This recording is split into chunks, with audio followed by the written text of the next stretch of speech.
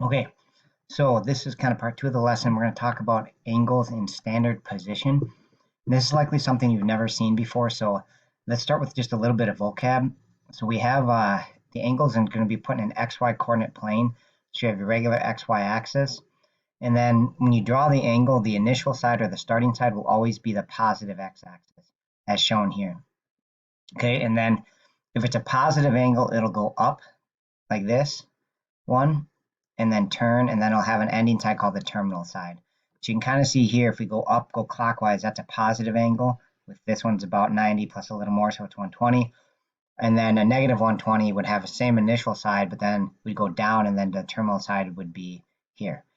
Okay, so if it goes up, it's a positive angle. If it goes down, it's a negative angle. Okay, and so that's how we're going to place angles in a sort of a standard position. We're going to put them in the XY coordinate plane, and this will build in future lessons, but right now we're just learning the basics of it. Okay, so if we want to just practice sketching them, so we could start with the coordinate plane and then draw approximate 36-degree angle. So if you want to try this, you can go ahead and try it.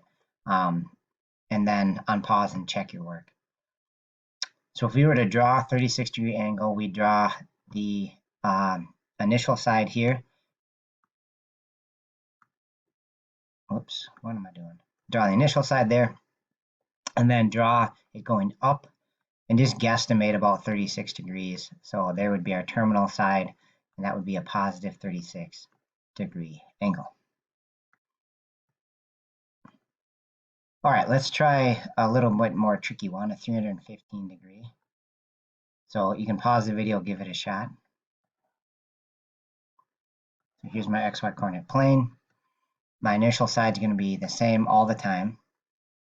And then to figure out 315, I just go by 90. So here's 90, there's 180, there's 270. So I've already gone 270. That means I have to go 45 more. So I'm going to go about halfway here on this next 90 and write it right there. And that would be a positive 315-degree angle. Okay, last one. Just want to do a negative one quick. Again, I would try it before unpausing and watching the solution. So negative 240, again, you're going to start here, and then now we're going to go down, and that's 90, 180, and then to get to 240, that means I need to go 60 more. So I'm going to go 60 more up here and draw in that, and that would be a negative 240-degree angle. All right, the next piece of this puzzle is to talk about what's called coterminal angles. And those are angles that have the same terminal end. So they'll always have the same initial, but then they'll also have the same terminal. So as an example here, if we went this direction, positive 120, that would be a coterminal angle because it would have the same ending side. It terminates at the same spot. It always start at the same spot, but this one will also terminate at the same spot. So these are what are called coterminal angles. Okay, so if you want a quick definition, they have the same terminal side. Here's a picture of another pair, negative 225 and positive 135. Okay, so to figure out coterminal angles, I just always think visually. So some angles that are coterminal is 60. You could pause it again and try before continuing. Okay, so there's a 60. And certainly we could go the negative direction. So that would be like negative 300. My thing will right here. Sorry, my thing failed there for a minute. Negative 300. Okay, that would be coterminal. But notice you can go all the way around the circle too. So another coterminal would be after you go up 60, go another 360, and then you'll be back there. So if you do 360 plus 60, that's 420. So that's also coterminal. So basically you can add and subtract 360s to write coterminal angles. So in this case, we have 240, 60, negative 300. And if you minus 360, right, went all the way around again, you'd be at like negative, what would that be, 660? Okay, so that's kind of the simple way is you can draw a picture, but you can also just say, oh, hey, I can add or subtract 360s and that'll get me coterminal angles. So positive 260, because that's like going all the way around the circle again. So positive 260, then add another 360. So we would be at 620. Is that right? Is that 620 or 720? 620. Okay, so those would be examples of coterminals. Just add or subtract 360. Go all the way around the circle in either direction, and then you'll get a coterminal. Okay, just kind of the same type of question, but slightly different. And they're always 360 apart. So like these two are probably going to be coterminal because that's like minus 360. And if we not minus another 360, then that would get us to 420. So I'm guessing A, B, and D are coterminal, and this one wouldn't be. Right? If we were to add or subtract 360 from this, we wouldn't get one of the other ones. Right? So that's the one that's not coterminal. Okay. Last thing is going to be involving these special right triangles. So it's unlikely that you've seen these in a while. And so if you want to draw them out in your notes, the radiuses are fixed at, not the radius, the hypotenuses are fixed at 1, which in a minute will be the radius of the circle.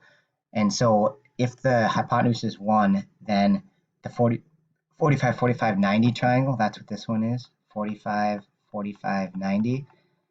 Then the two legs would be square root of 2 over 2. And we could do the math as to why that's true, but I think to save time on this lesson, just jot down that these two sides are the same and that they're square root of 2 over 2. All right, if it's a 30, 60, 90 triangle, where the hypotenuse is 1, then the small leg is half of that hypotenuse, 1/2, and then the bigger leg is square root of 3 over 2.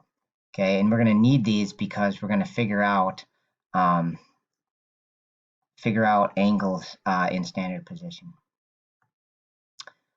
Okay, so the idea here is we know that this, we want to find the measure of it.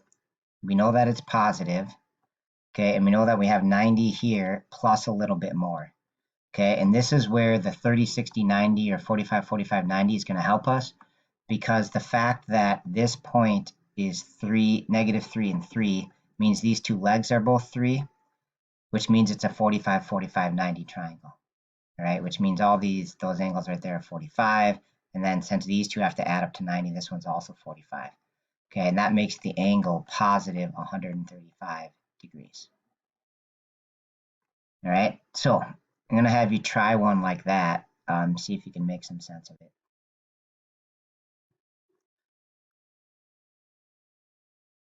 Okay, so this is a positive angle, okay, and we know that it's at least 180 because it goes to 180 here, right? That's 180. And then again, we got to think of which triangle this is. So the fact that if we draw this back and we have a right triangle, and then we have like the half and the square root of 3 over 2, that tells us it's a 30, 60, 90 triangle, with this angle being the 60 and this one being the 30. You can kind of just tell it visually that that's got to be the 60. So this angle is 180 plus 60, 240 degrees. Okay, so if you want one more example, I got one more for you. If you feel confident, you can kind of go on. But all right, so anyways, because of the square root of 3 over 2.5, this triangle again is going to be the 30, 60, 90, with this one being 30.